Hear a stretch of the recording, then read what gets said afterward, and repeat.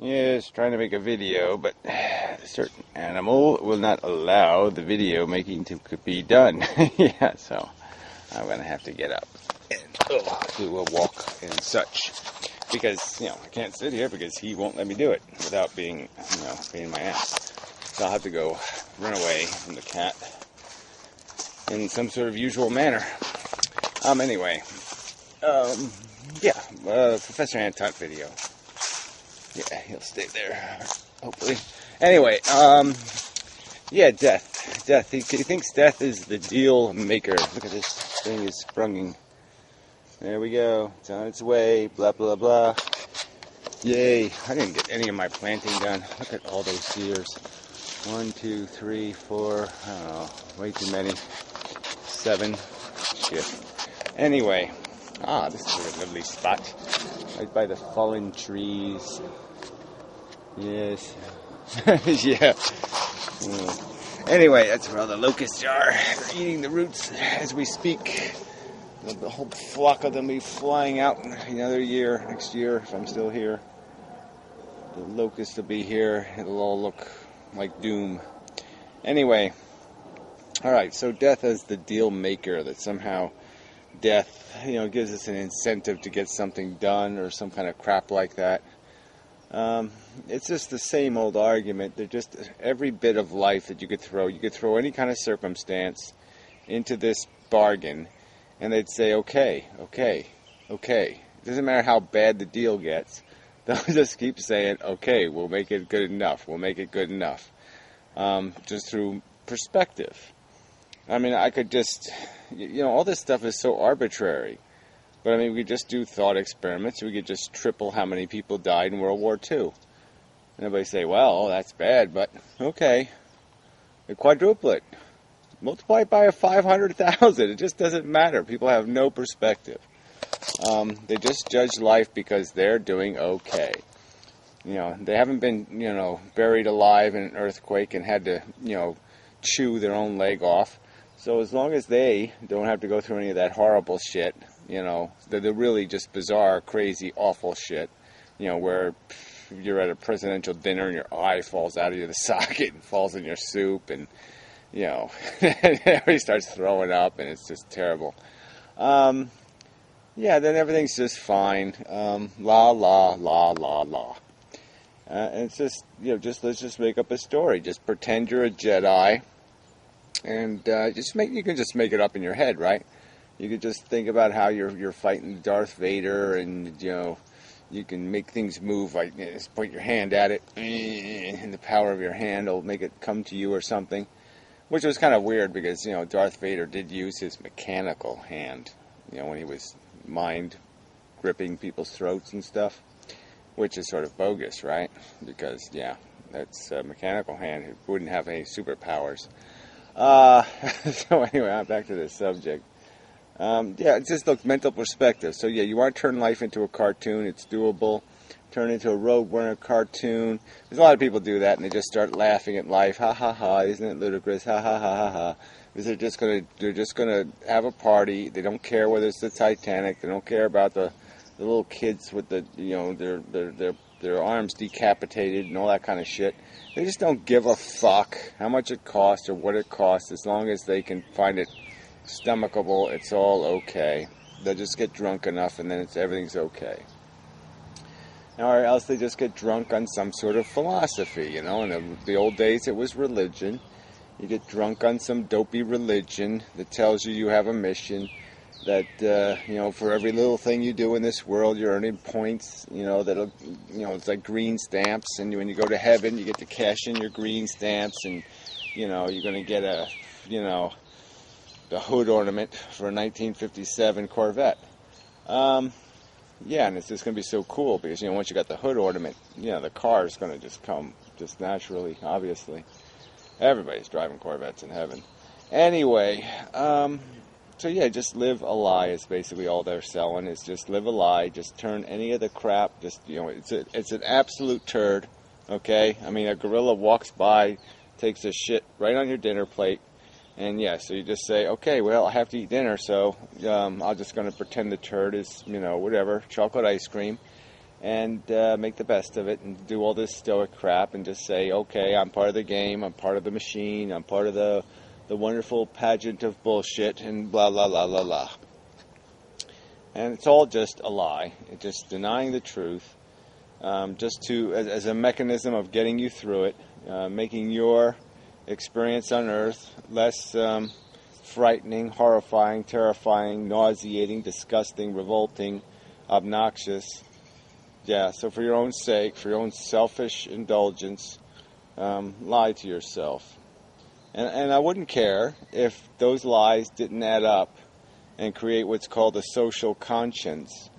And that social conscience is just rainbows and jelly beans dancing and, la-la glitter and a lot of just make-believe nonsense. A lot of fables and silly bullshit. And that's very dangerous. The human race just wastes suffering preposterously because of these silly notions, these lies that don't deal with reality in any way whatsoever. These completely nonsensical equations. I mean, trillions of dollars wasted, killing Muslims. Like somehow you're going to kill the religion. Can't do that. It's just futile and stupid. Trillions.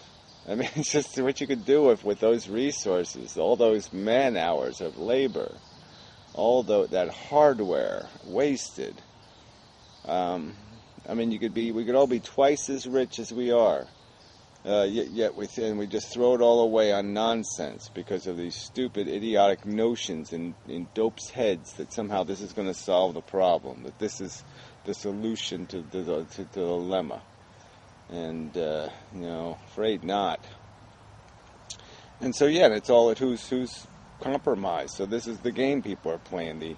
The people who profit off the military-industrial complex don't care how many victims they make, don't care how many murders are committed with their machinery and their hardware and the industry they create and profit off of. In the same way, these snake oil salesmen will take no responsibility for all the pain and suffering that humans are going to have to keep enduring because idiots get these notions in their head, these life-affirming notions that tell them that somehow the game has a function and that there's some purpose. It's just bullshit. So anyway, back to the substance of the argument, which is this whole death thing being some charming, wonderful, life-enhancing thing. There's so many ways you can play with that one, as a mind experiment. How does death change if you take dying out of it? Let's say that we never died slowly or in any protracted manner, that we always just instantaneously stopped. We just ceased to be. The computer just shut off. Blip, little power failure, and it's off. It just shuts down. Well, then death is going to have a whole different kind of meaning. It's not going to be very frightening in terms of it degrading you and this whole slow, this process of degrading. What if it contained no degradation? You got 20 years old and you never got any older. That would certainly change the equation and the perception of how you would live your life. What else to go with this? And let's just understand the reason why death exists is to accommodate the reproduction. You can't have the reproduction, you can't have the evolution if you don't kill the previous experiment. So you can't keep making new experiments and modifying and evolving the experiment if you don't kill the parent experiment. You can't. There's not a petri dish big enough to hold all the experiments. There's no shelf space to store us all on. So they have to be reused. The petri dishes have to be reused, and we have to be disposed of, the vessels. And that's all it's here for. So let's not romanticize it. Let's not turn it into some sort of functional part of the game that makes sense. It's only here to serve a biological purpose, and that's it. So it doesn't exist for anything magical or to inspire humans to great things. Now, there's a part in Professor Anton's video that was just so horrible, because he started talking about like, well, it's pretty certain that plants don't worry about paying their income tax. Well, it's kind of, I think it's probably they don't worry about that. Like, there's some doubt about the life experience. I mean, these people think plant life is experiential. They think it's having experiments. It has no neurology. It doesn't have a brain, and it's quite obvious its brain isn't turned on, right? I mean, we're not having a life experience when you're shut down. If I lock you in a hospital bed and put you in a persistent vegetative state, you're not having no experience anymore. You're not going to learn anything. You're not going to do anything. You're not experiencing. You're off. You're shut down, fella. You'd freeze a brain for hundreds and thousands of years, potentially. Wouldn't be experiencing anything. Quite obviously, the non-existent brain of these entities are not experientialing anything. If I cut my arm off, it's not going to go through the world experientialing in any way whatsoever. The cells aren't experiential. I mean, it's just stupid. Why am I even bothering with this?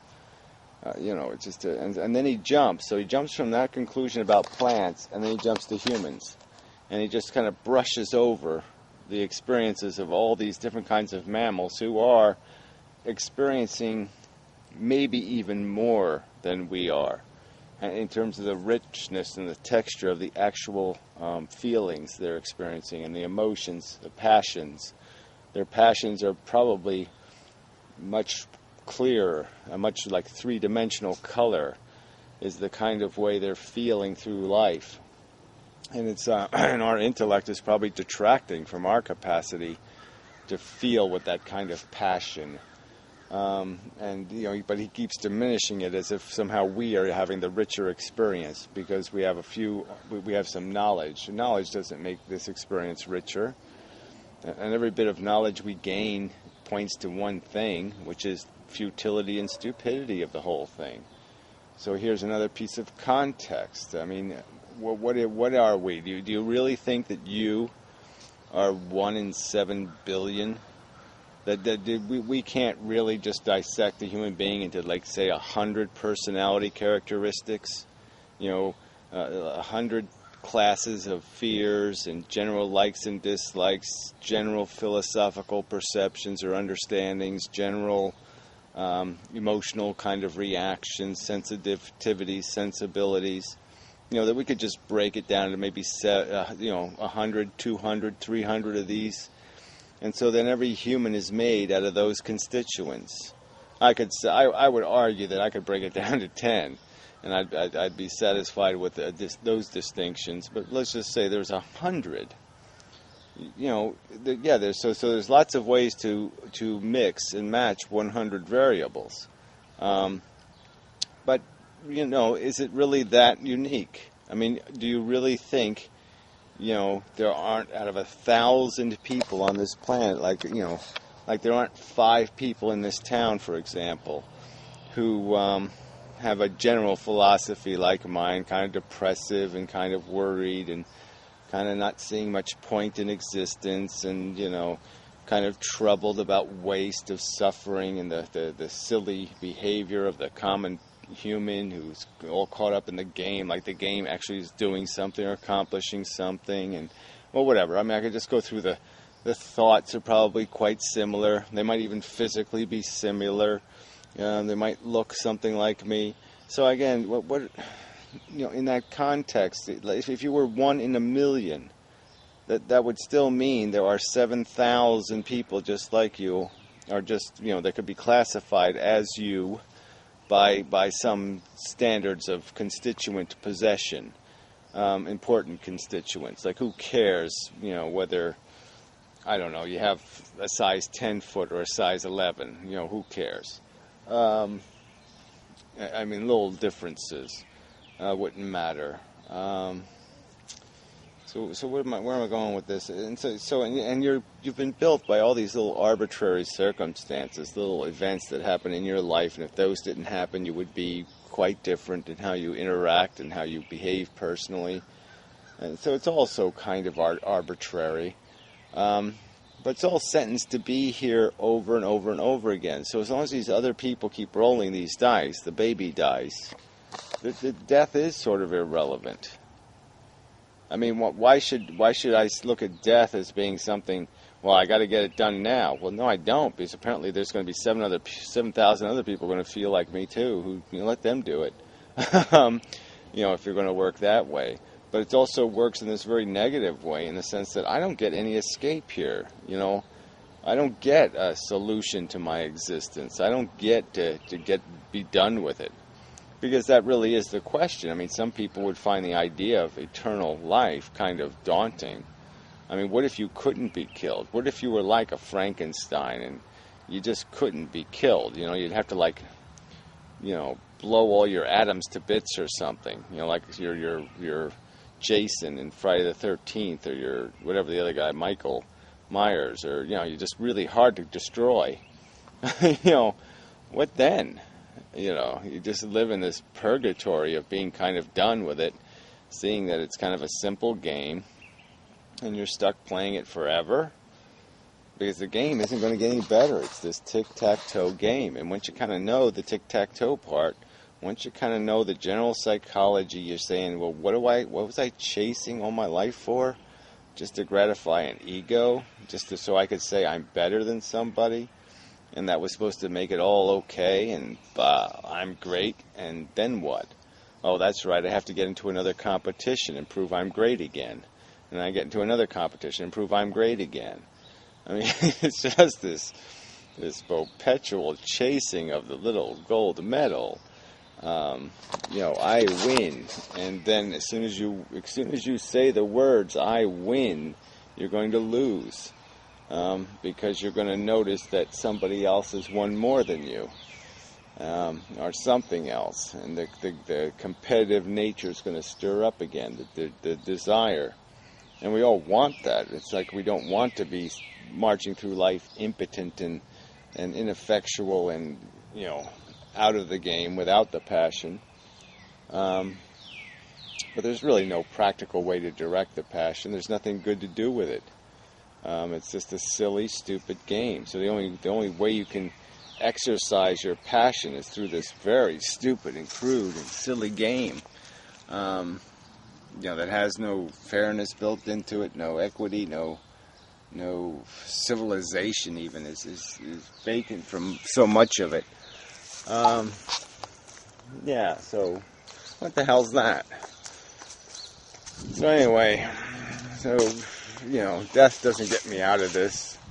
Death, like I said, the game is being played on a different level, and I got here through their playing of the game, not my playing of the game, their playing of the game. The people who made me, the Frankensteins, the Dr. Frankensteins put me here.